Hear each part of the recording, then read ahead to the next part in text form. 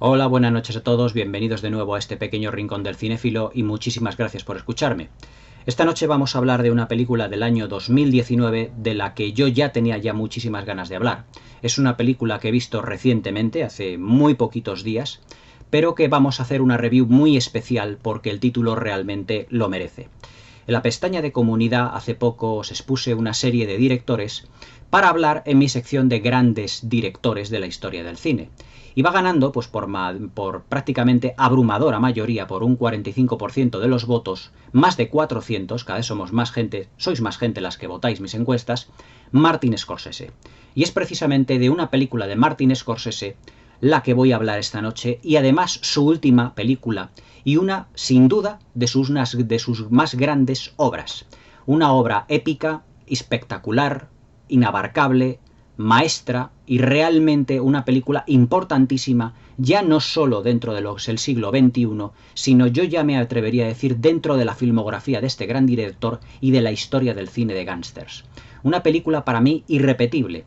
Como ya ha dicho Martin Scorsese en varias de las entrevistas a las que ha dado, es una película que no es para todos los públicos, porque hoy en día mucha o buena parte del público, y yo estoy perfectamente de acuerdo con él, no está acostumbrada a un cine realmente como se hacía en la etapa clásica de los años 30, 40 y 50, que es como Martin Scorsese quiere rendir homenaje realmente con esta película a un cine de gángsters, a una clase de realización de cine que ya ha caído completamente en desuso. Como Martin Scorsese muchas veces le hemos oído decir y meterse con, por ejemplo, con las películas de las adaptaciones de los cómics que hoy en día se hacen, él dice que efectivamente eso no es cine. Y yo estoy, pues prácticamente se puede decir que estoy de acuerdo. Y sobre todo después de haber visto realmente la maravillosa película que os voy a comentar. Sin duda una obra maestra increíble bajo cualquier punto de vista. Y la película más personal y más reflexiva del director en muchísimo tiempo. Una película que se puede decir que abarca toda su filmografía, no solo lo que a cine de gángster se refiere, sino también a la cinefilia que Martin Scorsese ha ido acumulando en sus prácticamente 77-78 años de vida, dentro de su cinefilia, en lo que se refiere a puesta en escena, a dirección de actores, al elenco protagonista, en lo que se refiere a banda sonora, en lo que se refiere a técnica utilizada, a los decorados, a la dirección artística, al montaje, al vestuario y a todos esos aspectos cinematográficos que han hecho del cine de Martin Scorsese un cine absolutamente inolvidable. No nos tenemos que olvidar que Martin Scorsese es, a día de hoy, junto con Steven Spielberg, el mejor director vivo que hay, y sin duda alguna el mejor director de actores. Y en esta película se puede decir que cumple con todo lo que esperamos de una gran película de Martin Scorsese. Es una obra, para mí, absolutamente catedralicia en lo que a cine de gángster se refiere. Y para mí, después de haber visto muchísimas películas de cine negro, de gángsters, se puede decir sin temor a equivocarse que estaría dentro de las 4 o de las 5 mejores películas dentro de la temática de gángsters y de la mafia o del crimen organizado, como realmente podamos llamarla. Una película que se puede situar pues prácticamente a la altura del Padrino de Francis Ford Coppola o de Érase una vez en América de Sergio Leone. Y no estoy realmente exagerando ni un ápice, porque el guión tan inabarcable de esta película, su metraje, muchas veces tildado por los críticos como excesivo, es un metraje que a mí se me antoja absolutamente necesario para poder llegar a entender en profundidad todos los vericuetos que tiene, absolutamente llena de aristas, el guión, el argumento de esta película, que además es un gran viaje por toda la historia de Estados Unidos desde el punto de vista de la mafia, de los gángsters, del mundo de los sindicatos, de la política, del crimen organizado y también, hasta cierto punto, como una gran tragedia familiar. Pero es una película que ya os digo que por el tono que tiene realmente, yo la veo como una película muy crepuscular. Se puede decir que si El hombre que mató a Liberty Balance es la expresión más pura de lo que el western crepuscular se refiere, El irlandés de Martin Scorsese es sin duda la película de gángsters crepuscular. En la miniatura os he puesto El crepúsculo de los dioses, porque tanto Martin Scorsese como los 3 actores principales de esta película se pueden considerar a día de hoy y ya no solo gracias a su carrera cinematográfica de todos y cada uno de ellos, sino por sus colaboraciones, por sus interpretaciones y por su calidad artística e interpretativa como unos auténticos dioses. Me refiero a Martin Scorsese, a Robert De Niro, a Joe Pesci y a Al Pacino, que forman aquí pues prácticamente como los 4 jinetes del apocalipsis, pero el apocalipsis llevado al cine de gángsters. El Irlandés de Martin Scorsese ya no fue solo la mejor película del año 2009 y además, con diferencia, para mí la mejor película del año 2009 para mí fue El Joker de Todd Phillips, pero vista hoy en día que acabo de ver la película de Martin Scorsese, que ya os digo que la tenía pendiente, os puedo decir sin ningún género de dudas que esta película se sitúa a años luz de la que he mencionado anteriormente. Es decir, una película que es una obra maestra absoluta en todos y cada uno de sus aspectos. No tiene un punto flaco, no tiene un punto débil. Toda la planificación está realizada de un modo tan meticuloso, la puesta en escena tan perfecta, tan impecable y esa fotografía tan precisa que realmente se puede decir que Martin Scorsese llega prácticamente casi a la cumbre de todo lo que ha sido su filmografía. Es decir, El Irlandés de Martin Scorsese es una película completamente personal desde el punto de vista del director. Y digo personal porque ninguno de los estudios de Hollywood, y de ahí la gran vergüenza que a mí me causa hoy en día Hollywood, la gran vergüenza es que no quisiesen financiar un proyecto tan ambicioso y tan impresionante como El Irlandés. Por eso yo ya os he dicho muchas veces que para mí Hollywood hoy en día está en decadencia, y Martin Scorsese lo ha expresado en muchas de las entrevistas que ha realizado respecto de esta película. Y me explico. Esta película para Martin Scorsese, y no en palabras mías, sino del propio Martin Scorsese, él dice que no es una película realmente realizada para el público de hoy. Y yo le comprendo, porque el público de hoy, no voy a generalizar, evidentemente, pero una buena parte del público de hoy está acostumbrada a películas en la que tú te vas al cine, te comes tus palomitas, ves un espectáculo de luz y de color lleno de efectos visuales, te vas a tu casa y prácticamente a los 3 días has olvidado la película. Pero es que el cine con el que quiere homenajear Martin Scorsese con El Irlandés y que en el que expresa toda su cinefilia, no es un cine palomitero, no es un cine para olvidar, es un cine para perdurar en el tiempo, es un cine para poder saborear, es un cine para gourmets, es decir, es un cine realmente basado en los 2 grandes pilares que yo siempre os he dicho aquí en mis críticas, que se basa realmente el arte cinematográfico, el séptimo arte, que son el cine como arte o como el arte de la interpretación y el arte de la puesta en escena. Estos 2 grandes pilares realmente son la auténtica base muy sólida de lo que es El Irlandés de Martin Scorsese, basada en unas interpretaciones absolutamente magníficas, muy contenidas, porque tanto Robert De Niro como Al Pacino como Joe Pesci, digamos que no requieren para esta película personajes un tanto desaforados como los que tuvimos por ejemplo en Casino, en el que Robert De Niro y Joe Pesci, tanto en Casino como en Uno de los Nuestros, realmente pues ellos, sus interpretaciones son mucho más violentas, más desaforadas, mucho más, digamos, llevadas al extremo. Pero es que esta película no es así. Esta película también tiene momentos violentos, como todo el cine de gángsters de Scorsese, pero es una película más contenida, con unas interpretaciones realmente más pausadas, más sosegadas. Por primera vez en su carrera, ya os digo que Martin Scorsese ha tenido que utilizar una plataforma de streaming para poder dar rienda suelta a lo que es, bajo mi punto de vista, una de sus películas más importantes y también más personales. Es decir, en los 210 minutos de duración de esta película, 3 horas y media, realmente un metraje importante, Martin Scorsese, digamos que ha expresado o ha expuesto toda su cinefilia a servicio del espectador, todo su conocimiento cinematográfico, y ver esta película es un auténtico deleite para los cinéfilos.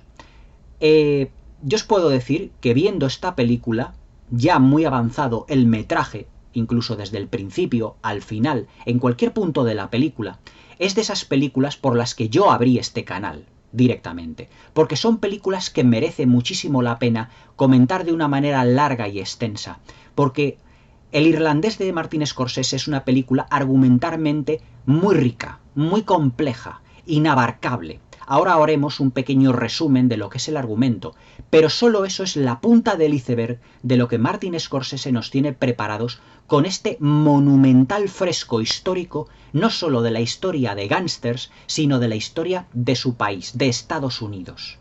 Además, es que el irlandés goza, además, de un apartado artístico y técnico de primerísima calidad. Yo en otras críticas que he leído de El Irlandés, muchos críticos siempre tienden a poner una serie de etiquetas a las películas, como diciendo, es que forma parte de una trilogía junto con uno de los nuestros, con Casino. Para nada. Yo os puedo decir que para nada. Para mí, si yo tuviese que englobar una trilogía más gangsteril, diría que serían uno de los nuestros, Casino, y Gangs of New York propiamente dicho. Porque es que el tono que tiene esta película, además de tratarse de gángsters y de mafia y de crimen, igual que Casino y uno de los nuestros, y también como Gangs of New York, y también, evidentemente, como Infiltrados, no tiene nada que ver lo que es el tono de la película. El tono es un tono claramente melancólico, desde el principio hasta el final. La película es todo un gigantesco flashback, pero contado por el personaje desde los ojos y desde la visión de Frank Sheeran, desde el personaje de Robert De Niro, desde las vivencias del personaje de Robert De Niro, desde su punto de vista. Y él lo cuenta sentado en una silla al principio de la película desde que es anciano. Es decir, es un gigantesco flashback la película, realmente. Y el tono en el que lo cuenta es meramente un tono crepuscular, un tono nostálgico, como diciendo yo pertenecí realmente a un grupo muy importante de este país, aunque fuese del crimen organizado, pero que realmente todo en la vida se reduce a que cuando ya somos ancianos, todo lo que hayamos vivido, independientemente de lo que hayamos vivido, todos terminaremos igual. Por lo tanto, la película tiene un tono nostálgico que no tenían ni Casino ni uno de los nuestros. Por lo tanto, yo no la voy a englobar, ni la voy a etiquetar como Casino o como uno de los nuestros. Es más, esta película es un film mucho más maduro, más reflexivo, más intimista, yo os digo, y mucho más personal que Casino o que uno de los nuestros, porque ya no solo engloba todas las virtudes que tenían aquellas películas, sino que además las potencia. No solo en lo que se refiere a metraje, sino que los personajes ya no solo seguían por instintos. Acordaos, por ejemplo, del personaje de Joe Pesci, que en uno de los nuestros y en Casino hace prácticamente el mismo papel. Es decir, Joe Pesci hace de Joe Pesci.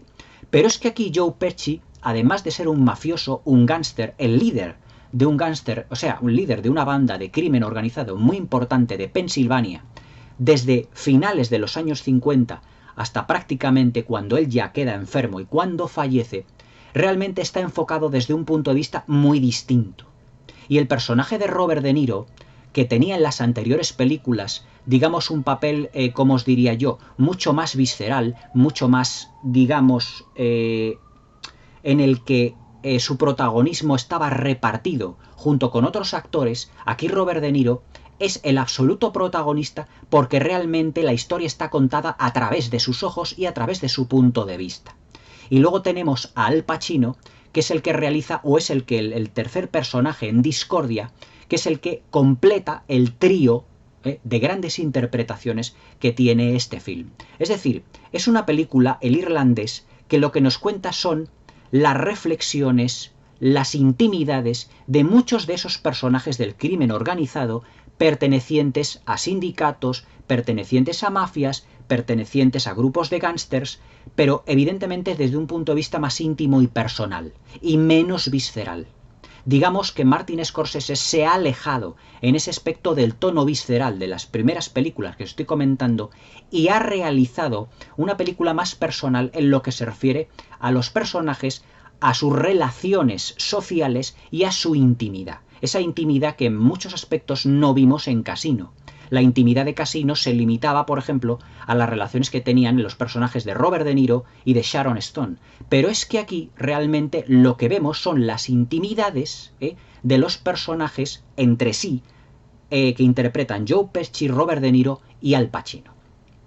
Argumentalmente hablando, nos situamos en una película, yo os digo, que es realmente inabarcable. El guionista de esta película, Steven Zaillian, que es el guionista de La lista de Schindler, nada más y nada menos, adaptó un libro de un escritor llamado Charles Brandt, que se llamaba I Heard You Paint Houses, o algo así, en el que se puede traducir más o menos como he oído o oí que pintas casas. Pero eso es una expresión de la mafia, porque pintar casas para los mafiosos en esta película es una expresión que utilizan realmente para cometer asesinatos o para realizar una serie de favores a unos mercenarios que van contratando. Y Frank Sheeran es lo que poco a poco se irá metiendo cada vez más en ese mundo de los gángsters. En este guión, que ya os digo, lo vamos a resumir de la manera lo más escueta posible, pero que tiene una serie de conexiones que son absolutamente inabarcables.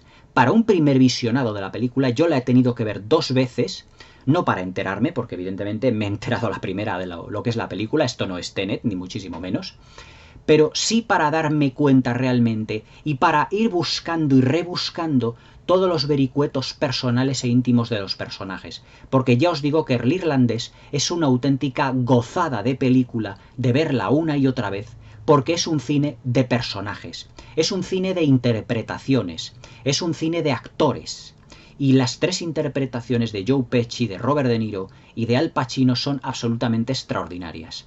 Robert De Niro, al que ya habíamos conocido evidentemente por toda la filmografía de Martin Scorsese y de muchísimos títulos más, de un montón de obras maestras, porque su filmografía está plagada de obras maestras, como La Misión, como Érase una vez en América, como Uno de los nuestros, como Toro Salvaje, como Taxi Driver, muchísimas grandísimas películas. Aquí digamos que se distancia de los papeles que ha realizado hasta la fecha dentro de los que son los personajes dentro del mundo gangsteril, y lo que ha realizado ha sido una interpretación mucho más contenida.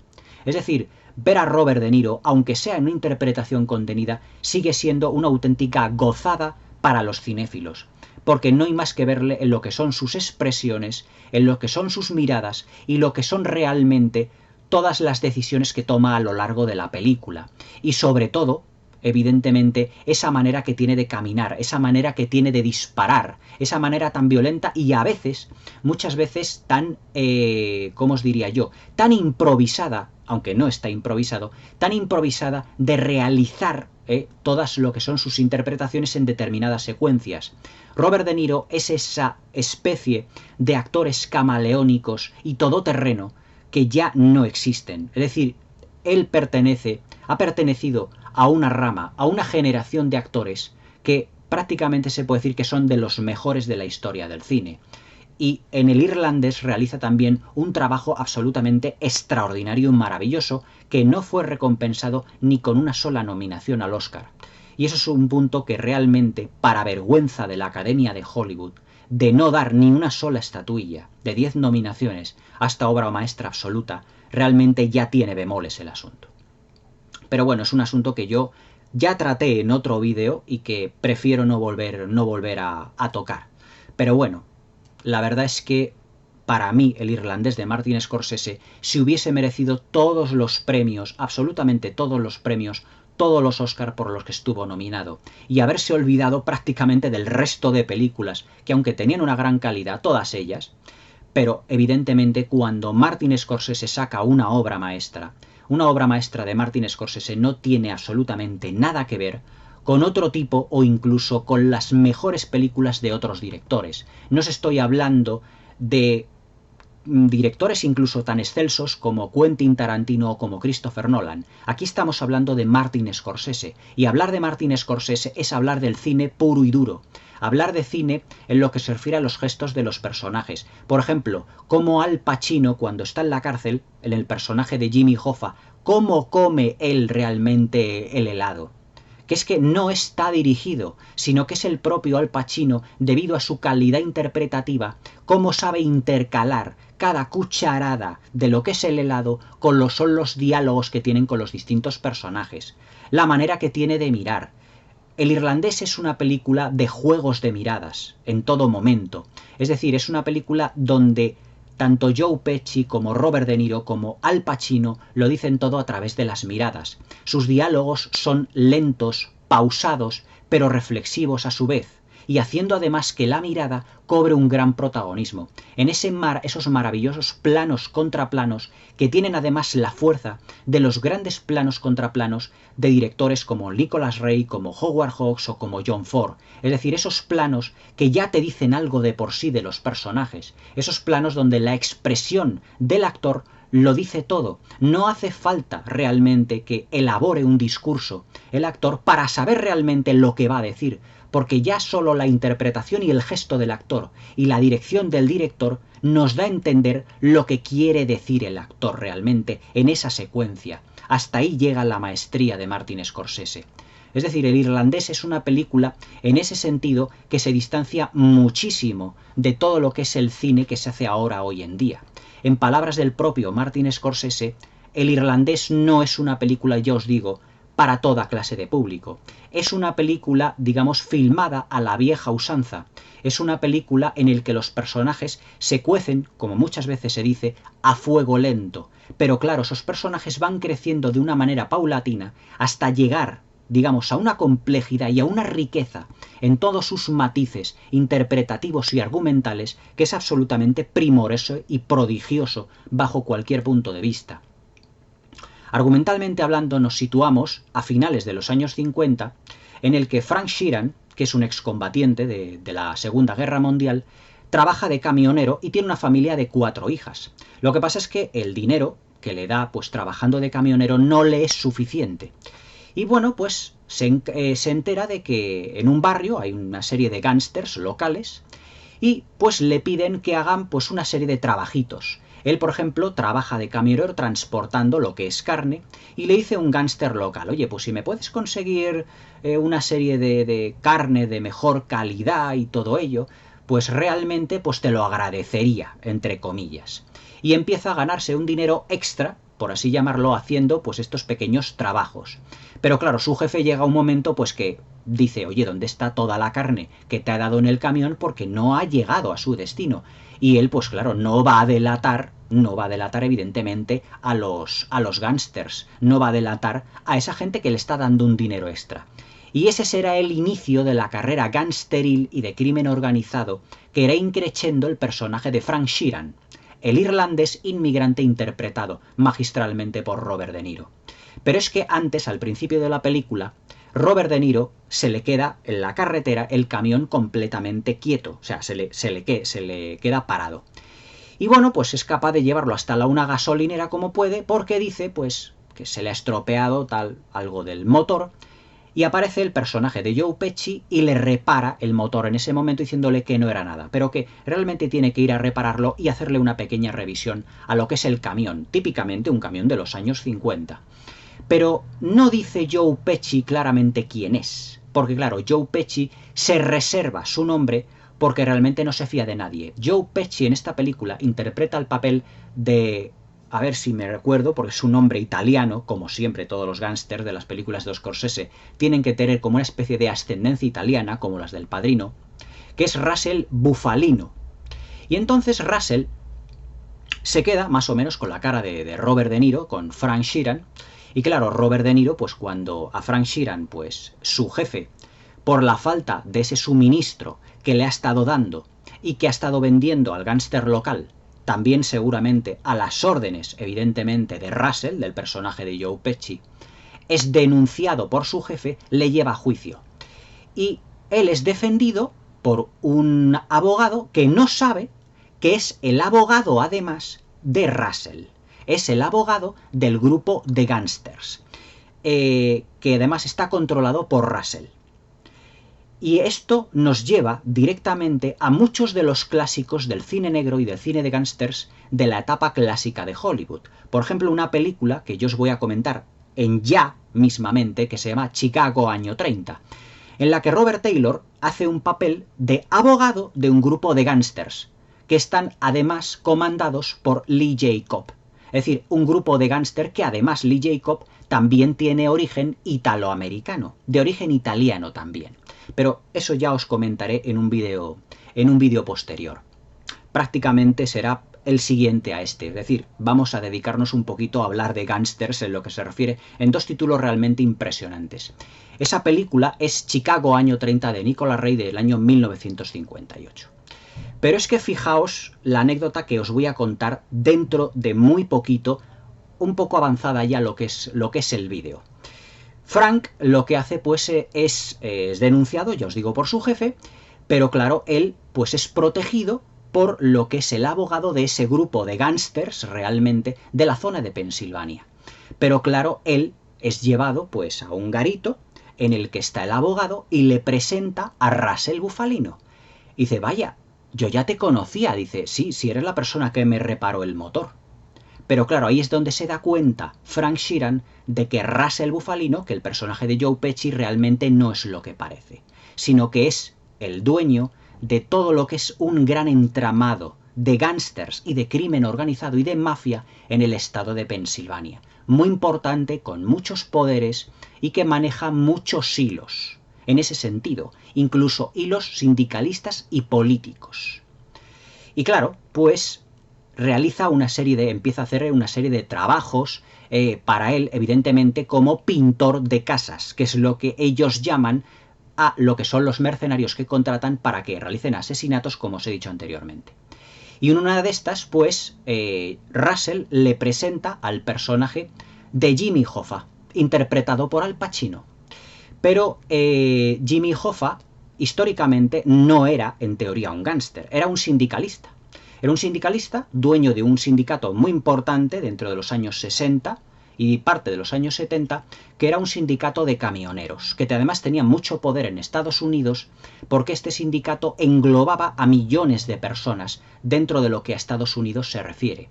Y Jimmy Hoffa tenía poder entre empresarios, era respetado por policías, por políticos, por jueces, incluso llegando a estafar propiamente a jueces, llegando a usurparles, llegando realmente a amenazarles. Pero claro, evidentemente Russell Bufalino es ese gran mafioso que tiene conexiones con todo el mundo, incluso con el mundo de la política. Y cuando hablamos del mundo de la política en el irlandés tenemos que hablar de un marco histórico, porque dentro de lo que es el irlandés también asistiremos a una serie de eventos históricos dentro de lo que es la historia de Estados Unidos, como por ejemplo el asesinato de John Fitzgerald Kennedy, en el que evidentemente Jimmy Hoffa no era pro Kennedy, iba en contra de Kennedy, lo que para Russell sí que iba a favor de él, es decir, que Russell Bufalino, el gángster, sí que estaba a favor más o menos de Kennedy. Es más, se dice en algunas secuencias, se intuye realmente que la mafia, los gángsters de aquella época, sí que tuvieron contactos con políticos y con grandes y altas esferas realmente. Por lo tanto, se puede decir sin temor a equivocarse que el gran entramado político de Estados Unidos en aquellas décadas, en los años 50 y los años 60 y parte de los años 70, evidentemente también tenía conexiones con el mundo de los sindicatos, con el mundo de los gángsters, con la mafia y con el crimen organizado, en lo que a muchas transacciones y a dinero se estaba moviendo constantemente. Es decir, lo que hace en esta película Martin Scorsese, si os dais cuenta, ya no es limitarse como en uno de los nuestros o como en Casino, a plantarnos dentro de lo que es el mundo de un crimen organizado, ya sea dentro de lo que son los casinos de Las Vegas, como en Casino, o como por ejemplo la creación de la ciudad de Nueva York como en Gangs of New York, protagonizada por Daniel Day-Lewis y Leonardo DiCaprio, sino que aquí lo extiende a muchos más años. Lo extiende, digamos, a 50 años dentro de la historia de Estados Unidos. Por eso el irlandés no creo que tenga que meterse en el mismo saco que Casino o que uno de los nuestros, que se limitan más a lo que es la historia de los gángsters, sino que realmente el irlandés lo que nos está dando no es solo la historia de la mafia y del crimen organizado, que es muchas veces como casi un telón de fondo de la película, sino que nos está dando es un fresco histórico realmente lleno de conexiones entre todos los estamentos que os acabo de decir. Mafia, crimen organizado, política, sindicatos, todo ello y la lucha que había entre ellos, sus competencias, lo que aspiraban a ser. Y claro, Jimmy Hoffa, como siendo gran sindicalista, también tiraba de la mafia realmente para que le hiciera una serie de, digamos, de favores para que su sindicato cobrase mucha más fuerza y que su competencia en otros sindicatos bajara. Es más, hay una secuencia en la película en la que contacta con Frank Sheeran. Es decir, Russell Bufalino, Joe Pesci, le pone en contacto con Jimmy Hoffa. Pero claro, Jimmy Hoffa, que era ya un personaje muy importante y muy conocido en Estados Unidos en los años 60, decían que era incluso más conocido que cantantes como Elvis Presley. Bueno, eso ya son interpretaciones, evidentemente. Cada uno en su terreno, lógicamente.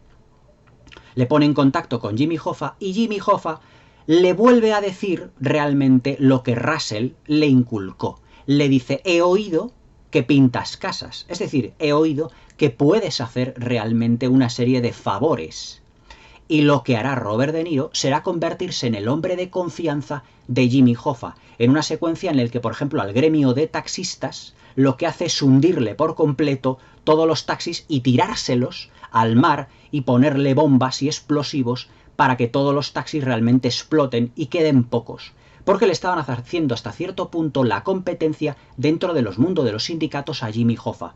Es decir, que Jimmy Hoffa, a pesar de ser un sindicalista, también estaba dentro del mundo del AMPA. Es decir, también tenía conexiones con gángsters, con mafiosos, pero claro, todo eso hay que ver la película para darnos cuenta cómo Martin Scorsese nos lo va narrando. Y nos lo va narrando de un modo muy pausado para que el espectador no se quede, digamos, con la duda de ningún detalle realmente. O sea, por eso os digo que todos los diálogos, todo lo que es el entramado gangsteril, político, sindical que tiene esta película es muy complejo.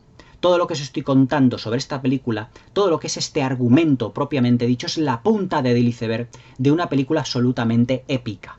Lo que ocurre es que, claro, a Jimmy Hoffa, pues históricamente, y esto sí que fue realmente verdad, a Jimmy Hoffa, por una serie de extorsiones a unos jueces, le metieron en la cárcel.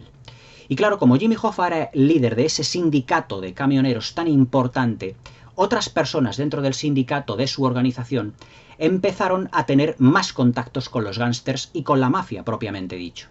Y empezaron a darles una serie de dinero, de pensiones, como se dice en la película, y también de cobrarles, darles dinero, pero sin cobrarles una serie de, por así decirlo, intereses, ¿no? Y claro, evidentemente cuando Jimmy Hoffa sale de la cárcel, pues a los gángsters que habían estado cobrando del sindicato les cierra el grifo. Y les dice, aquí mando yo en este sindicato y lo que no puede ser es que nosotros nos estemos empobreciendo para darle a los gángsters todo. Lo que, claro, choca frontalmente con las aspiraciones de Russell Bufalino, de Joe Pesci. Y es cuando Joe Pesci toma la decisión de matar realmente a Jimmy Hoffa. La muerte de Jimmy Hoffa históricamente es un misterio, porque aquí en la película se exponen en una serie de acontecimientos, los cuales no voy a contar. Pero realmente Jimmy Hoffa desapareció en 1975, no se encontró nunca su cuerpo, y lo que la película nos expone, basado en el libro de Charles Brandt, digamos que es una versión que el escritor quiso dar realmente de los acontecimientos de cómo pudo ser la muerte de Jimmy Hoffa, pero que en esta película digamos que es una versión, pero que puede ser o no ser realmente la realidad propiamente dicha. Es decir, la película lo que es todo un fresco de todo lo que os estoy contando, un fresco histórico de la historia de los 50 años de la mafia, del crimen organizado y de Jimmy Hoffa dentro de lo que es Estados Unidos, y también de lo que son los gángsters enfocados desde el punto de vista siempre del personaje de Robert De Niro. Y es aquí cuando ya entramos en lo que es el apartado interpretativo. Al Pacino, de Jimmy Hoffa, realiza también otra interpretación magistral y de Oscar, por la que estuvo nominado al mejor actor secundario al Oscar junto con Joe Pesci. Ninguno de los dos injustamente lo ganaron, pero se lo merecían los dos de calle. Sobre todo tengo que decir lo de Joe Pesci. Pero Al Pacino también realiza otra de esas magistrales interpretaciones que nos ha tenido acostumbrados a lo largo de toda su filmografía. Es decir, verle interpretar a Jimmy Hoffa y tener esos aspavientos que incluso le vimos tener en la tercera parte del Padrino y en parte en el Padrino 2, realmente es un absoluto regalo para los cinéfilos. Al igual que Robert De Niro y al igual que Joe Pesci, mucha de la interpretación de Al Pacino se basa en la mirada. Es decir, Al Pacino transmite mucho más con su mirada, con la expresión de su mirada, y con esos primeros planos que, repito, Martin Scorsese realiza de una manera magistral, apelando al mayor clasicismo cinematográfico posible de una manera absolutamente prodigiosa.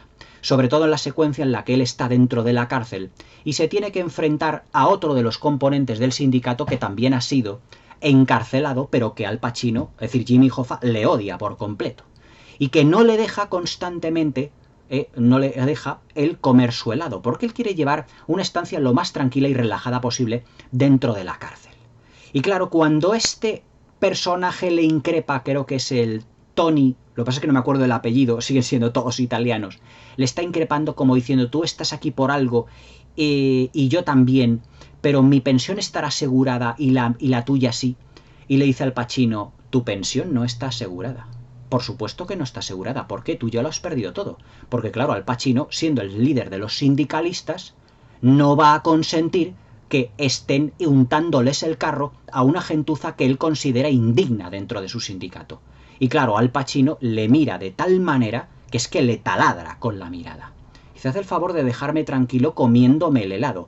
Es que cómo come el helado Al Pacino es cine. O sea, es absolutamente cine en estado puro. Pero ya no solo como realmente Al Pacino come el helado, la manera que tiene, digamos, tan natural de hacerlo, y cómo va intercalando sus diálogos con la manera en la que come el helado.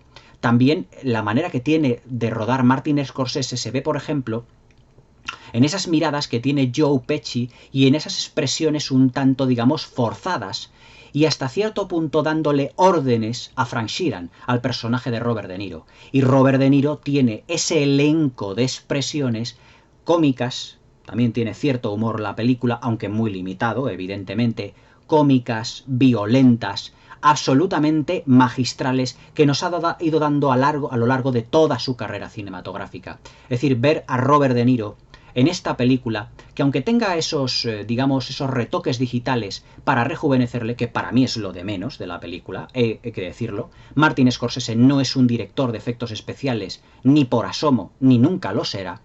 La verdad es que es un auténtico deleite para todos los cinéfilos del mundo. Es decir, en esta película, que yo he leído en algunas críticas que incluso le restaban puntos por lo del apartado digital. Por favor, el apartado digital es lo de menos en esta película. Martin Scorsese no es un director de películas de efectos especiales. No es un director de películas que cree un personaje digital. No es. Esto no son Los Vengadores, ni es Thanos, ni es, ¿qué te diría yo? Ni cualquier personajillo de estos de las películas para niños que Hollywood ya nos tiene más que aburridos. Sino que esto es una película de actores, de interpretaciones, y en el que, digamos, los efectos visuales, mejores o peores, están al servicio de la interpretación de los actores y no al revés. Es decir, en películas como Los Vengadores, como el personaje de Thanos, tan laureado y tan maravilloso para tantas personas, bueno, es un personaje digital que parece realmente un muñeco. Pero es que realmente es un muñeco al servicio, mejor dicho, es Josh Brolin, su interpretación, al servicio de un muñeco. Pero así es como se ve el cine de hoy en día. Pero es que Martin Scorsese no lo hace así. Martin Scorsese utiliza la técnica digital, la justa y la necesaria, digamos, la suficiente para que Robert De Niro parezca más joven, pero no va muchas veces al detalle para que digamos, no es que aquí parece que se le nota. Robert De Niro aquí abarca desde que tiene 30 y tantos años hasta que tiene 80 y tantos años, 50 años dentro de su vida. Y los retoques digitales, por favor, dejémoslo a un lado. O sea, dejemos de que dejen muchos críticos de menospreciar o de poner puntos negros esta película, porque es que el retoque digital es que no tiene importancia para nada. Y hay muchas veces la falta de rigor que tienen muchos críticos a la hora de juzgar un trabajo de un director tan importante como Martin Scorsese. Martin Scorsese no es un director de efectos especiales, no es un director de muñecos, es un director de actores. Y a él el maquillaje se ha hecho a mano o digital en ese sentido es un aspecto completamente secundario, porque no forma parte de la interpretación del personaje y no forma parte de la puesta en escena. Es decir, el rejuvenecimiento de lo que son los personajes de Al Pacino, de Joe Pesci y de Robert De Niro es, digamos, el justo y necesario para creernos nosotros, el espectador, de que nos estamos retrotrayendo a otras épocas y cuando esos personajes eran realmente jóvenes. Pero nada más, esa es la función que tienen los efectos especiales dentro de esta película. No es una película de efectos, aunque sí que estuvo nominada en el apartado de efectos visuales. Pero todo ello, como os digo, está en función de las interpretaciones de estos tres grandes colosos que, ya os digo, hacen unas interpretaciones absolutamente magistrales. Los tres actores realmente nos podemos esperar lo mejor de ellos, sobre todo del personaje de Joe Pesci. Joe Pesci en esta película brilla mucho más que en Casino y en Uno de los nuestros, y eso que en Uno de los nuestros se llevó un Oscar al mejor actor de reparto. Pero hay que reconocer que la interpretación contenida que tiene Joe Pesci, y además suave, tranquila, pero cargada de una gran tensión y una gran violencia en todo lo que son sus decisiones, es realmente impresionante e imponente. Sobre todo en la secuencia en la que Jimmy Hoffa, antes de ser asesinado, nombra a Robert De Niro en la película lo que es jefe o presidente de su sindicato. Es decir, nombra presidente a lo que es su hombre de confianza, que se ha ido convirtiendo el personaje de Frank Sheeran, de Robert De Niro, a lo largo de toda la película. Y además es que en esa secuencia en la que Joe Pesci ya está maquinando realmente por qué Jimmy Hoffa tiene que ser asesinado, tiene que desaparecer completamente del mapa, la expresión es realmente tan dura en las facciones de Joe Pesci, tan sumamente fuerte, que parece que no nos damos cuenta del cambio o del registro interpretativo de Joe Pesci.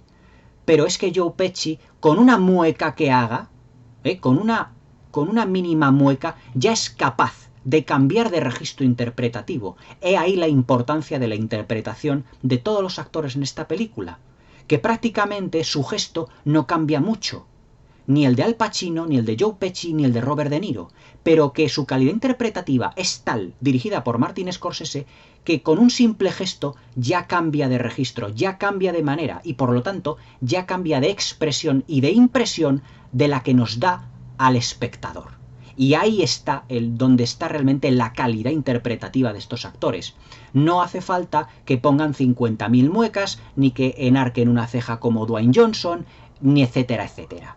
Sino que ahí está la calidad interpretativa de los buenos actores, en el que con una sola mirada, prácticamente con una mirada hacia abajo de los ojos, con un pequeño gesto, con un pequeño movimiento de cabeza, ya nos estamos dando cuenta de que por su cabeza sus sentimientos, sus emociones han cambiado por completo.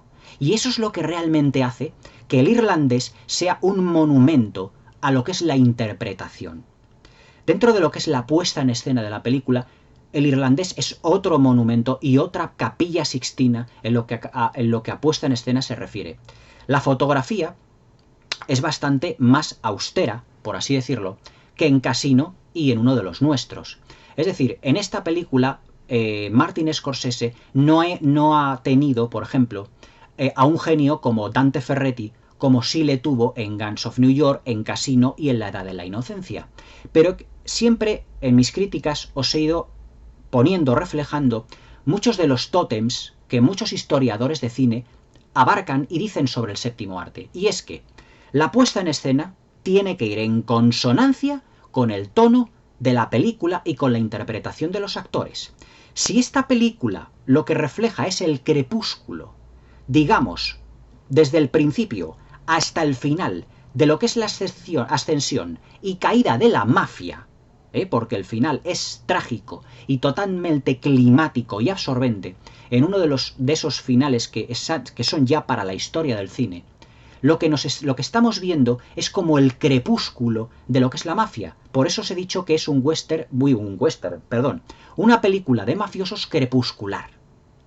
Porque es como el fin de una era, el fin de una época dorada para la mafia, que tuvo evidentemente en Estados Unidos, pues prácticamente desde los años 30, años 40, 50, 60, pero que ya en los años 70 se fue diluyendo, y que el personaje de Robert De Niro, al principio de la película y al final, cerrando ya el círculo narrativo, nos lo da o nos lo hace entender, porque en una secuencia hay una serie de periodistas que le dicen a Robert De Niro: ¿Qué es lo que realmente, a Frank Sheeran, qué es lo que realmente ocurrió con Jimmy Hoffa? ¿Usted lo sabe? Y claro, Robert De Niro, Frank Sheeran, ya mayor en silla de ruedas, se queda completamente callado. No dice absolutamente nada, porque él sabe la verdad de todo lo que ocurrió. Pero él se llevará su secreto a la tumba. Realmente es crepuscular en ese sentido, y al ser crepuscular, el tono crepuscular, reflexivo e intimista, la puesta en escena no puede ser ampulosa. Es decir, la fotografía no puede ser tan colorista como en Chicago, como en Casino, o como en uno de los nuestros, o como Gangs of New York. ¿Por qué? Porque el tono de la película es intimista, reflexivo y pausado, y la puesta en escena tiene que ir en consonancia con todo eso. O sea, hubiera sido absurdo que por parte de Martin Scorsese hubiese puesto una puesta en escena, es decir, un diseño de producción fastuoso, como en Casino, y luego la psicología de los personajes fuese reflexiva e intimista. No hubiese casado la forma y el fondo.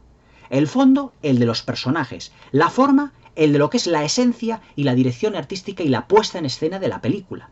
No puede ser igual. Por lo tanto, la fotografía es más oscura, tiene menos colorimetría, pero eso no quiere decir que sea de menor calidad. Todo lo contrario. La fotografía es totalmente scorsesiana, es decir, todo lo que es la puesta en escena en lo que se refiere a ambientación de los años 50, de los años 60, de los años 70, de cómo va pasando a lo largo del tiempo, queda reflejado en el vestuario, en los cientos de extras, en los decorados, en los interiores, en los cambios de moda en el vestuario, en ese diseño del atrezzo, en lo que son los decorados de fondo. Todo eso se queda reflejado. En ese sentido, El irlandés es como Érase una vez en América, que si os acordáis, la película de Sergio Leone, la obra maestra de Sergio Leone, también abarcaba una gran cantidad, digamos, de épocas, desde que el personaje de Robert De Niro es niño hasta que prácticamente ya es anciano. Pues en El irlandés ocurre exactamente lo mismo. Es decir, abarca mucho tiempo y por lo tanto es muy compleja a nivel de puesta en escena. Vemos los típicos coches de los años 50, porque la película, digamos que comienza aproximadamente mediados finales de los 50. Y nos lo dice esto no porque no lo veamos en los coches o en el vestuario, que también lo vemos, sino porque hay una secuencia de una película que yo os he dicho, que es Chicago año 30, en el que, estando dentro de una estancia de un decorado, el personaje de Frank Sheeran, vemos que o sea, de lo que es en los escaparates, de lo que son los cristales, de lo que es la estancia donde está Frank Sheeran dentro, hacia afuera, vemos que en la calle hay un cine. Y en ese cine están poniendo la película Party Girl.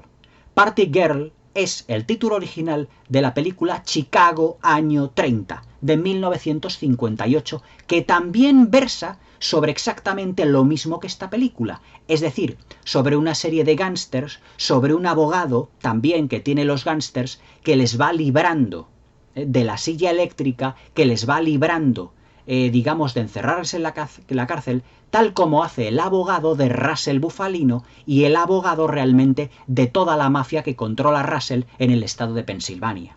Por lo tanto, ese es un guiño que hace Martin Scorsese al cine más clásico, y que además muchas de las secuencias, muchos de los planos, muchos de las conversaciones tienen esos dobles sentidos de las grandes películas de cine negro y de gángsters que tuvieron, por ejemplo, Howard Hawks, sin ir más lejos, a Scarface, El terror de Lampa, evidentemente Tener y no tener, El sueño eterno, y también Nicolas Ray en Chicago año 30, que os voy a comentar también aquí, que será mi próxima crítica.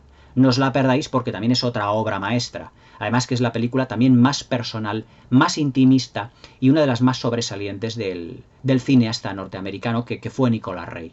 Es decir, que Martin Scorsese no renuncia, evidentemente, a hacer guiños a un clasicismo, ya no solo exponiéndolo físicamente en su película, dejándolo ahí, como si fuese como un guiño a los cinéfilos, sino que también se plasma en los diálogos los reposados, con dobles sentidos, que teníamos en las grandes películas de todos los genios como Nicolas Ray, como Howard Hawks, como John Huston, los tenemos también aquí respecto al cine negro y al cine de gángsters, todo lo que a esa clase de cine se refiere. Es decir, diálogos pausados, diálogos reflexivos, Muchos críticos también se han quejado del exceso de metraje, de que los diálogos...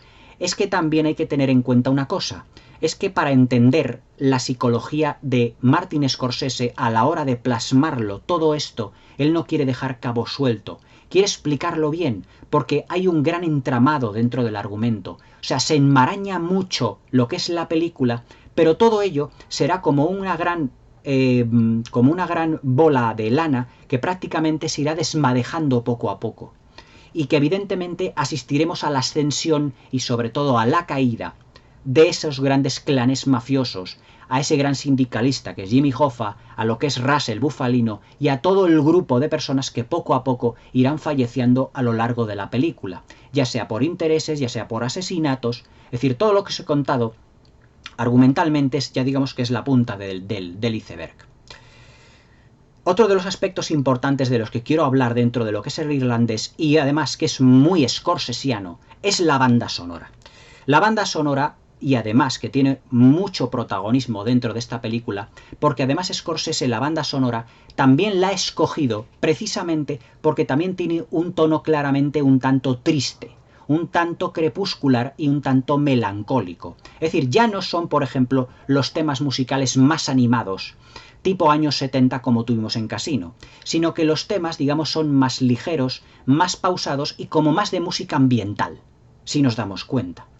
Es decir, que Martin Scorsese en esta película no solo ha querido dar el tono crepuscular y melancólico y nostálgico a sus personajes, a lo contenido de sus interpretaciones y a la austeridad de su puesta en escena, sino que también lo que ha querido realizar ha sido una banda sonora o aplicar una banda sonora que estuviese en consonancia con todo este austerismo que rodea la película. Pero es un austerismo que realmente no es tal, porque luego nosotros asistiremos evidentemente a las escenas de juicios donde hay cientos de extras, con una iluminación extraordinaria, con una definición fantástica, pero evidentemente dentro de unos colores, es decir, la película tiene una colorimetría en ese sentido que nada tiene que ver con Casino, ni con El Lobo de Wall Street, ni todo eso. Es una colorimetría muchísimo más austera, es decir, con colores más marrones, más oscuros, y jugando, y además con unos claroscuros con juegos de luces que apelan a los grandes clásicos del cine negro. Martin Scorsese es un director que se crió y que mamó mucho del cine negro clásico, y todo eso lo refleja en esta película.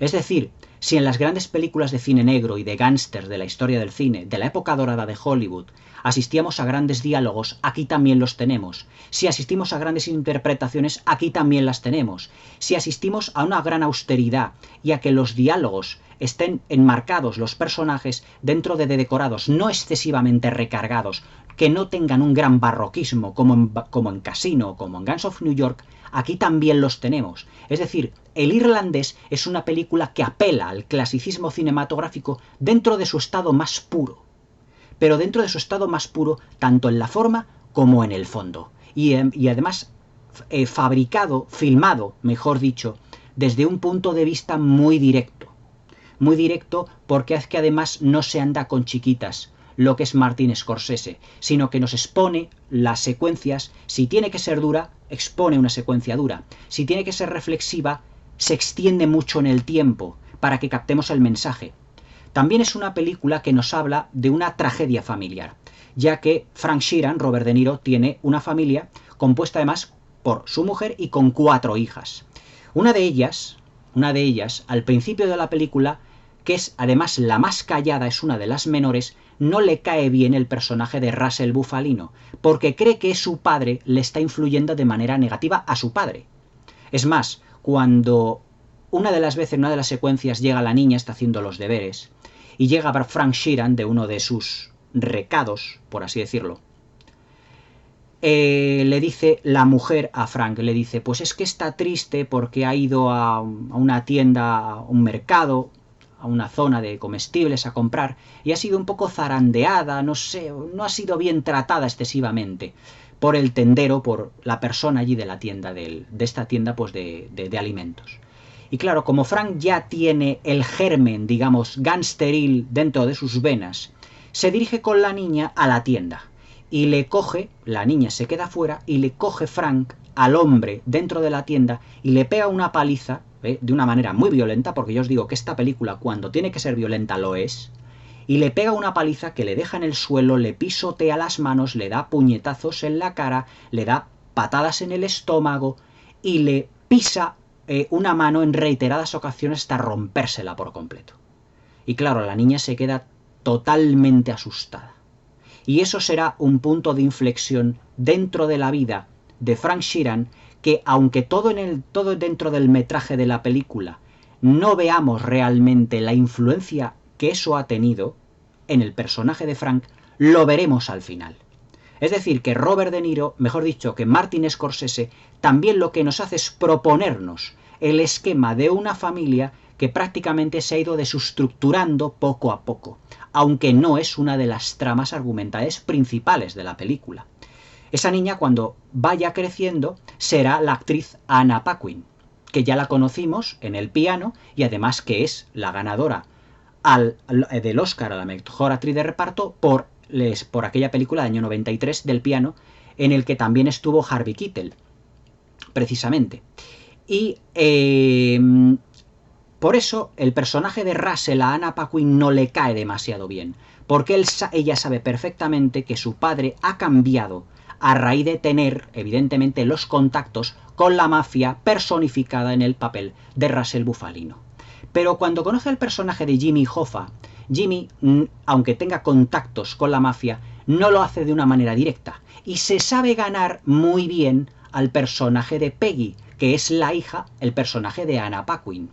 Y entonces, cuando en esa fiesta donde Jimmy Hoffa proclama presidente del sindicato a Frank, pues baila con Peggy y todo eso, cosa que evidentemente todas esas cosas han ido influyendo el personaje de Russell para que Russell con su grupo mafioso termine evidentemente planeando el asesinato de Jimmy Hoffa.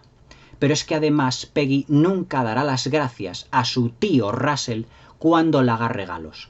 Pero sí que Jimmy Hoffa sabe realmente cómo ganarse a la gente, porque él es el líder de un sindicato que tiene a millones de personas. Sabe la técnica de cómo ganarse a la gente. Y claro, evidentemente, cuando Jimmy Hoffa y Frank Sheeran tienen relaciones ya entre ellos, entre sus familias, pues evidentemente, pues para Peggy Jimmy Hoffa será como una especie como de héroe, realmente. Además, al final de la película hay una expresión realmente tremenda por parte de Peggy cuando se entera de que Jimmy Hoffa ha desaparecido. Anna Paquin prácticamente se puede decir que prácticamente no pronuncia ni una sola palabra en toda la película, es una presencia de fondo, pero vemos cómo al final no quiere absolutamente saber nada de su padre, por algo será realmente. Es decir, que es una película que también abarca las consecuencias del crimen organizado dentro del seno de una familia que ya se desestructura porque Frank Sheeran dejará a su mujer y se liará con una mujer mucho más joven, aunque evidentemente seguirá conservando a sus hijas. Hijas con las que al final de la película tendrá una serie de relación bastante turbulenta, diciendo yo hice una serie de cosas para protegeros, para ganar más dinero, pero claro, las hijas, que evidentemente se han ido dando cuenta de lo que era su padre, le han ido dando de lado. Por eso siempre le vemos a Frank solo en la residencia. La verdad es que todo lo que es ya la parte final de la película, cuando vemos a todos esos personajes que han pertenecido a la mafia, reducidos a ancianitos, nos damos cuenta realmente de que independientemente, y es una de las lecturas que Martin Scorsese hace en esta película, y que la distancia realmente del resto de películas de la mafia que haya filmado, es que hagamos lo que hagamos en nuestra vida, terminaremos siempre igual, siendo unos ancianitos desvalidos y que necesitaremos ayuda para seguir viviendo el tiempo que nos quede en esta vida. Pero esa es una de las lecturas dentro de la gran poliedría y aristas que tiene esta inabarcable película, ya os digo. En esta película Martin Scorsese realiza, ya os digo, uno de sus trabajos más personales. Por primera vez en su carrera, Martin Scorsese tiene realmente, pues, la libertad total y absoluta para hacer lo que él ha querido con un proyecto cinematográfico sin que detrás estuviese el típico productor que le estuviese dando la vara y que le recortase el metraje. Por ejemplo, Guns of New York, si si os acordáis más o menos de mi crítica, que la tenéis aquí en el canal, dije que era una película que iba a prolongarse hasta los 200 minutos. Iban a ser 3 horas y pico. Pero es que los hermanos Weinstein de la Miramax le hicieron recortar 1 hora a Martin Scorsese de película. ¿Cómo hubiese sido Gangs of New York con 1 hora más? Le obligaron a meter la historia de amor entre Leonardo DiCaprio y Cameron Díaz, cosa que no existía. Y la voz en off del personaje de Leonardo DiCaprio, de Amsterdam Ballon, que tampoco existía. Es decir, me hubiera gustado a mí ver cuál era la versión realmente de Martin Scorsese de Gangs of New York. Y de todas sus películas, sí que los productores le estuviesen realmente siempre diciéndole, pues esto te lo voy a financiar, esto no, sino que Netflix, muy inteligentemente, ha dicho, carta blanca para Martin Scorsese. Y Martin Scorsese nos ha dado, por primera vez en su carrera, su película más reflexiva, más íntima, más contenida, más personal, y sinceramente para mí una de las mejores de su carrera. O sea, ver El Irlandés para mí es una auténtica gozada cinéfila. Es las películas por las que yo disfruto hablando de cine. Es por las que yo disfruto comentando. Me gustaría comentar incluso secuencia por secuencia, pero claro, tampoco quiero desvelar todos los spoilers. Y además es que contar esta película, ya no solo secuencia por secuencia, sino destripando el argumento al 100%, sería realmente una tarea gigantesca que llevaría un vídeo de muchísimas horas. Porque es tal la riqueza argumental que Martin Scorsese le ha dado, apoyándose en un libreto de Steven Zaillian absolutamente primoroso, que es para mí prodigioso, que ha conseguido un fresco realmente increíble. O sea, El Irlandés es desde ya, vamos, ya no desde ya, desde que yo la he descubierto, más vale tarde que nunca, pero es desde el momento de su estreno, que además la crítica la clasificó ya como un clásico imprescindible, aunque algunos críticos, que si los efectos digitales de no sé qué, que si el exceso de metraje, por el exceso de metraje bendito sea, porque si Martin Scorsese ha podido realizar una película realmente como él ha querido, como su cinefilia y como su maestría nos ha demostrado a lo largo de toda su filmografía, bendita sea 3, 4, 5 o 17 horas, me da igual. Yo me tragaría una película de 10 horas de Martin Scorsese, porque eso es cine con mayúsculas, eso es cine puro y duro. Es un cine que realmente ya no se hace. Es decir, por eso os he puesto en la miniatura El crepúsculo de los dioses, porque yo creo que películas como El Irlandés vamos a ver muy pocas, por no decir casi ninguna. Yo me atrevería a decir que El Irlandés es la última gran obra maestra del cine norteamericano. Es decir, desde el año 2019 ya no ha habido una película comparable al Irlandés. Es decir, es un fresco histórico. Es la reflexión y la vida de una serie de personajes en una ascensión y caída. Es una película de interpretaciones. Es una película de actores, no de efectos visuales, lo recalco. No de efectos visuales, no os fijéis de que si parece más joven, eso son nimiedades. Es una película de puesta en escena, los coches, es decir, todo lo que son los vehículos, todo lo que son los decorados, todo lo que son los barrios residenciales, todo eso, la austeridad de la puesta en escena, los juegos de luces que apelan al clasicismo cinematográfico del mejor cine negro, películas que se ha fijado Martin Scorsese ya no solo en esta, sino para toda su filmografía, como los grandes clásicos de Howard Hawks, de Nicholas Ray, de John Huston. Es decir, es clasicismo puro y duro esta película. Para mí es una película inabarcable, asombrosa, prodigiosa. Cualquier adjetivo calificativo positivo que le podamos dar a esta película lo cumple y con creces. Para mí El Irlandés es desde ya la mejor película de su año y una de las películas más importantes del siglo XXI. Si yo tuviera que elaborar una lista, y ya me las estáis pidiendo muchas veces, una lista de las 10 mejores películas de varias cosas, mis películas favoritas, mi 10 mejor película de todos los tiempos, yo diría, sin temor a equivocarme, que El Irlandés es una de las 10 mejores películas del siglo XXI. Y si tuviésemos que ir reduciendo, una de las 5 mejores. Es que Martin Scorsese, cuando realiza una película, es, digamos, comparable a las películas de los grandes estudios de Hollywood en su época dorada. Martin Scorsese es clasicismo en el más amplio sentido de la palabra. Si Steven Spielberg es el gran heredero de directores como John Ford o como Stanley Kubrick. Martin Scorsese es el heredero de directores como Howard Hawks, como Nicholas Ray, como John Huston y como tantos otros que han cultivado el género negro, el género de gángster, el género del crimen organizado, y realmente haciéndolo de una manera primorosa y absoluta. El irlandés es a Martin Scorsese lo que El Padrino es a Francis Ford Coppola y lo que Érase una vez en América es a Sergio Leone. Es decir, es para mí una de las películas definitivas de gángsters y de la mafia, del crimen organizado y de todo el entramado político histórico que tiene Estados Unidos y por lo tanto la historia del cine. Es una película única, es una película extensa, es una película para ver, para reflexionar, para deleitarse con cada secuencia, con cada plano, con cada interpretación, con cada personaje, con cada traveling, con cada tema de la banda sonora, con cada diálogo, con cada plano contra plano, con cada panorámica, con todos los decorados de manera austera, con toda la sequedad en la violencia que tiene Martin Scorsese. Es decir, el irlandés se puede decir que roza la perfección en muchos de los estamentos que tiene, yo diría en la mayoría.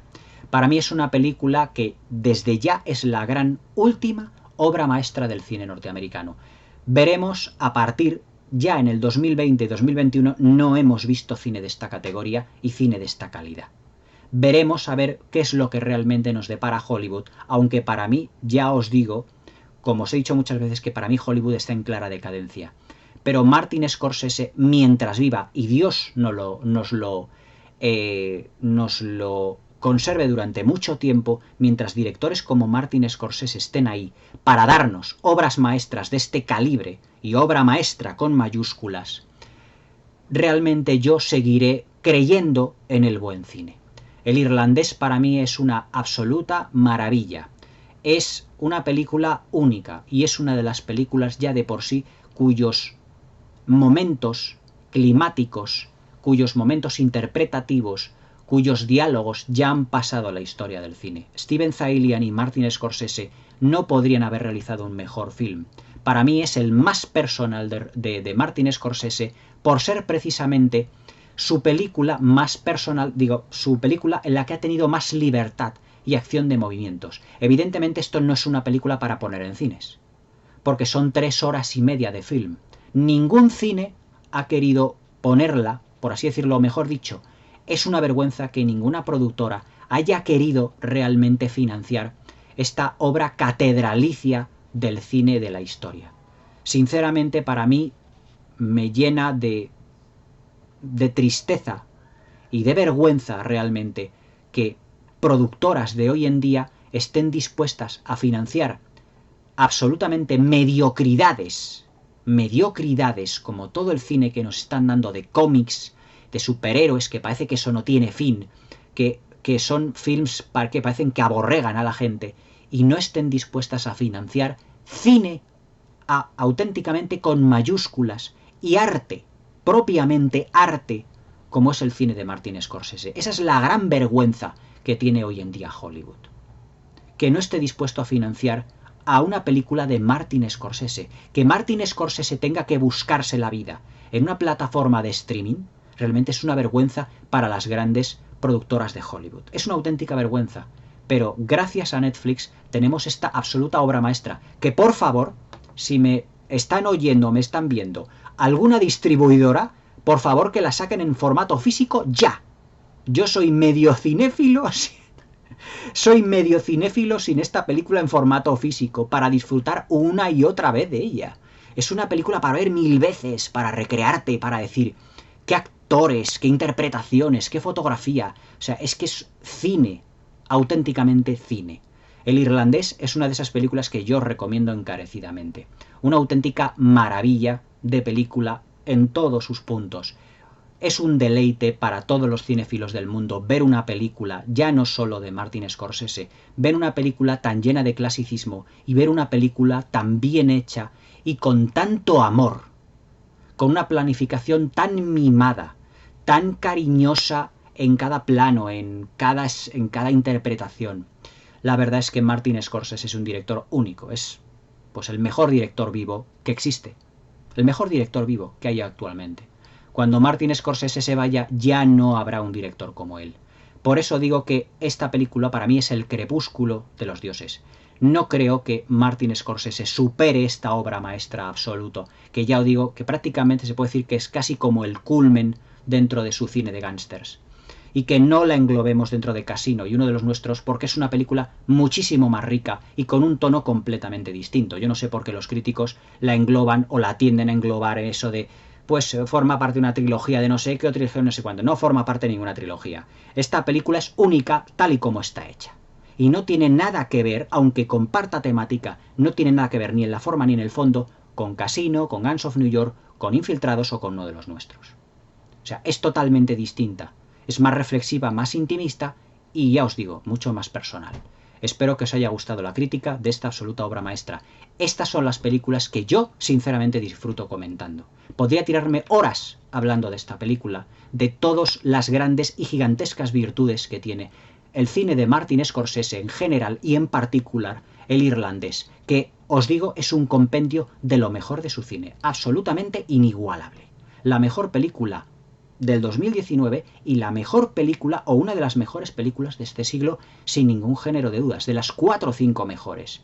Una película inabarcable y una película argumentalmente tan rica que tiene que verse varias veces para poder darse cuenta de los 1001 detalles que tiene.